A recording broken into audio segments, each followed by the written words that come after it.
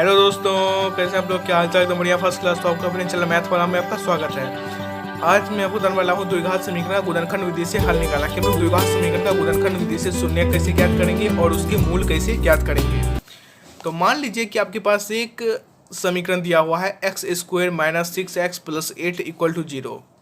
यह क्या है? यह एक द्विघात समीकरण है। अगर यही समीकरण अगर इस रूप में मान के चलिए लिखा हुआ हो x² - 6x + 8, तो भी आपको ये क्या लगता है? यह क्या है? एक द्विघात समीकरण है? नहीं। यह एक द्विघात बहुपद है। जो भी बच्चे इसे द्विघात समीकरण कहेंगे वो एकदम गलत है। यह क्या है? यह एक द्विघात बहुपद है। और यह क्या? यह एक द्विघात समीकरण है। तो अब मान लीजिए कि मैं इसमें x बराबर 2 रखता हूँ। ठीक है, मान लेते हैं कि हम लोग इसमें x बराबर 2 लेते हैं इस समीकरण में। तो इस समीकरण में अगर हम लोग x बराबर 2 लेते हैं तो देखिए क्या होगा, 2² - 6 × 2 + 8। तो यहाँ पे क्या हो जाएगा, 4 - 12 + 8, तो -8 + 8 = 0। तो आपने देखा कि यहाँ पे अगर हम लोग इस समीकरण में x बराबर 2 लिए तो इस समीकरण का जो मान है वो 0 हो गया। तो आखिर ये 0 जो हुआ तो इसका क्या अर्थ है?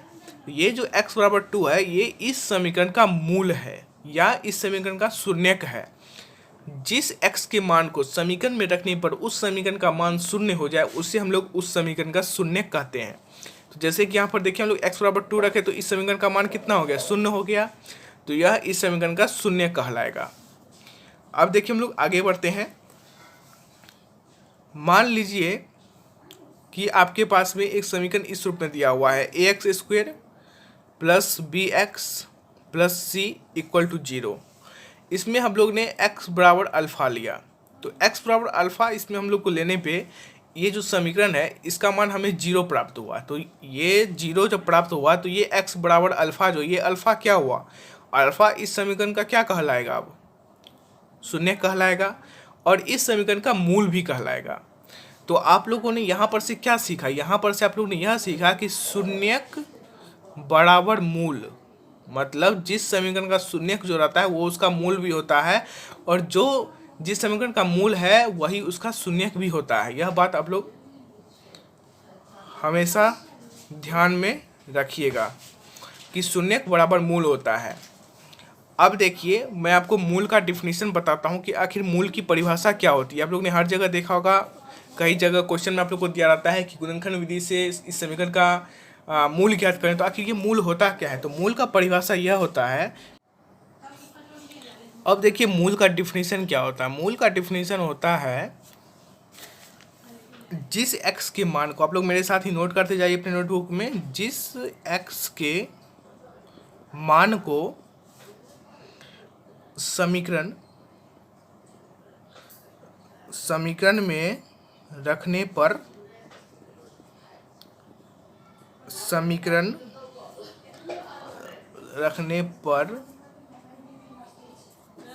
समीकरण का मान शून्य हो जाता है उसे द्विघात समीकरण का मूल कहते हैं। तो यह हो गया मूल का डिफिनेशन। क्या है देखिए, जिस x के मान को समीकरण में रखने पर समीकरण का मान शून्य हो जाता है उसे द्विघात समीकरण का मूल कहते हैं। मतलब हम लोग जिस x के मान को समीकरण में रखें और उस समीकरण का जो मान है वो शून्य हो जाए तो वह क्या कहलाएगा, उसका मूल कहलाएगा। तो यहाँ आप लोगों ने जान लिया। अब देखिए हम लोग आगे बढ़ते हैं। आप लोग ने द्विघात बहुपद का जो चैप्टर है उसमें हम लोग पढ़ा होगा कि किसी भी द्विघात बहुपद का 2 शून्यक होता है। तो उसी प्रकार से जिस प्रकार द्विघात बहुपद के 2 शून्यक होते हैं उसी प्रकार द्विघात समीकरण जो होता है, उसी प्रकार द्विघात समीकरण का 2 मूल भी होता है। ठीक है, आप लोग यह बात भी ध्यान रखें कि जिस प्रकार द्विघात समीकरण के 2 मूल रहते हैं उसी प्रकार द्विघात बहुपद के भी 2 शून्यक होते हैं। यहाँ पे हम लोग द्विघात समीकरण का बात कर रहे हैं तो इसका 2 मूल होता है और द्विघात बहुपद का 2 शून्यक होता है। यह बात आप लोग हमेशा अपने दिमाग में फिट कर लीजिए। अब हम लोग आगे बढ़ते हैं कि गुणनखंड विधि से द्विघात समीकरण का मूल आखिर कैसे निकाला जाता है।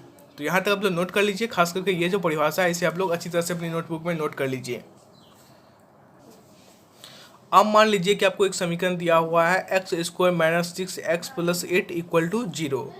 इस द्विघात समीकरण का हमें गुणनखंड विधि से मूल ज्ञात करना है। ठीक है, तो गुणनखंड विधि में होता क्या है, वास्तव में यह जो बीच का पद है इस समीकरण में x square minus 6x plus 8 equal to 0, ये जो समीकरण है इसमें हम लोग को मध्य पद को तोड़ना रहता है। ये जो बीच का पद है 6x, इसे हम लोग को तोड़ना रहता है।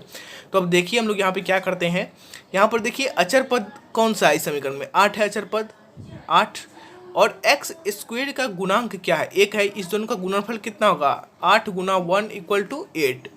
ये 8 का हम लोग एलसीएम करते हैं। ठीक है, तो कितना होगा, 2 4 2 2 और 2 2 1।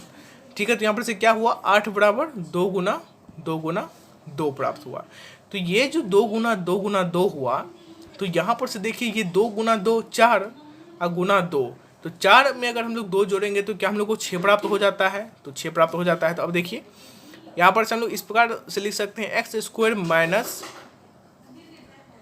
Minus 4x minus 2x plus 8 equal to 0 लिख सकते हैं। अब देखिए यहाँ पर इस समीकरण जो है इसमें हम लोग x कॉमन लेते हैं, तो यहाँ पर से क्या होगा, देखिए x माइनस 4 और यहाँ से देखिए माइनस 2 और यहाँ पर क्या होगा x माइनस 4 इक्वल टू 0 हो जाएगा।